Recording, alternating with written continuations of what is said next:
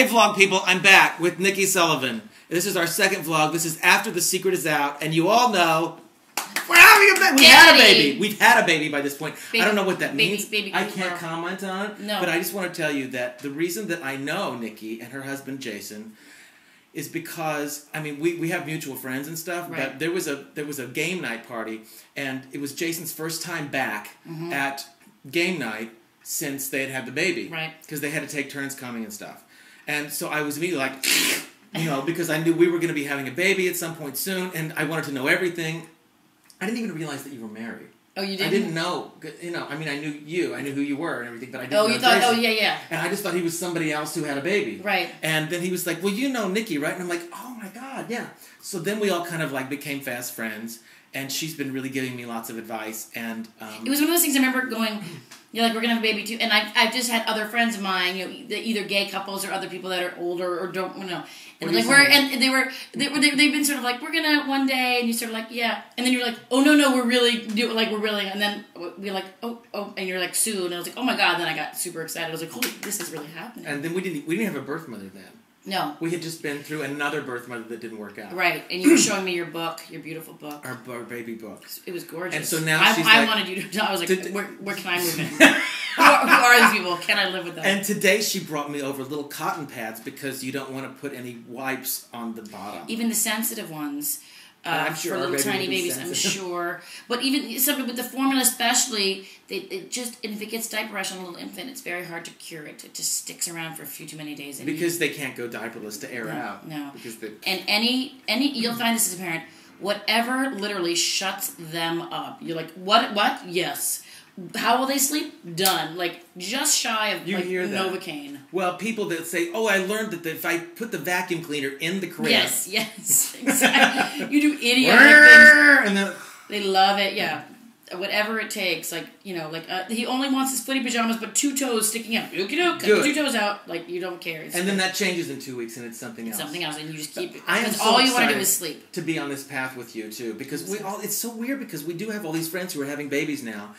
Whose eggs were not frozen and who were high risk pregnancies. Right. We would definitely be called a high risk pregnancy. Yes, we're all high risk pregnancies here. So I'm very excited to trudge the happy road of childhood. We're basically hours away at this point. We're hours away. You know, we're like a day or so away, and I am an emotional mess.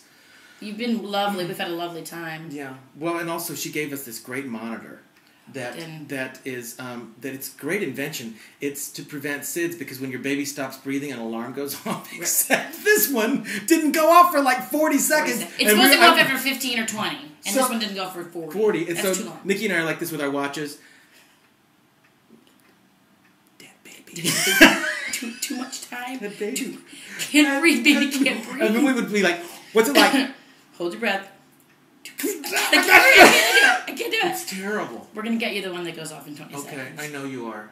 It's the best thing in the world. Everyone wants a baby. It's like, if there's no alarm sounding, that means your baby's alive. It's really you never have to go in and check on them. It's really for the parents, right? No, the baby's not dying of SIDS, but it's you, so you can sleep at night. It's great. Exactly. Except I think the baby's going to be right next to us. It's going to be right, I don't know. Did you do the crib or did you sleep the co-sleeper crib? Not a night in my bed. I was like, no, if you stayed there, I feel like I would have gotten too attached. I don't want to get too attached to the baby. I don't want to get. Yeah. I don't want him to need me. So no, I just feel like I would have never let him out of my bed. I would have kept him there for like 8, 9, 10 months, and then my husband and I would never have sex, and he'd be bummed. So it was better for me from the beginning. But there's both are wonderful. Okay. I have so many friends that co-sleep and they love it. Well. Yeah, I couldn't. I put a co-sleeper up next to the bed, and it was so large. It's huge. It's like big. It's as big as a pack and play. Yeah. I couldn't get in and out of bed, and then I put it at the foot of the bed. Did I tell you this? I put it at the foot of the bed, and that way that Danny and I could both just go down, but the baby's in the room. But then I kicked a pillow into the co-sleeper. The baby's not even here yet, mind you, and I'm positioning things. Yeah. And I thought I would have killed the baby. Right. I would have suffocated the baby. And so we got rid of the co-sleeper. Now I have a bassinet. We had a bassinet that we kept in another room, so we had 2 places to sleep. But I took one nap with my baby. This is probably 3-4 months ago. I literally never slept. Well, no, when I was breastfeeding, like he'd fall asleep, you know, like that. But for the real sleeps, he wouldn't. I'm not breastfeeding. You're not. So you're not going to do that. I'm not going to have that. But I took one nap with him about 3 months ago. I was like, he was ready for a nap. I was like, I'm going to take a nap with him. And one nap, he fell out of the bed. His head. And never again. I was so like, well, really, your reason for not sleeping with the baby is not because because you might kill him. Well, tell me your philosophy. With all the Valium I take. Tell me your philosophy that you said to me the other day at your fabulous Easter party about child raising. That basically every day of a child's life, their goal is to try to kill themselves. And your goal is to try to stop them from killing themselves. That's it. That's it. That's it. Every day for the rest of your life. So think about that. And on that note, there'll be more baby news and more stuff. We love you, baby Cooper. We love you, baby Cooper. All right, thanks, honey. Mwah. So long. Bye, vlog people.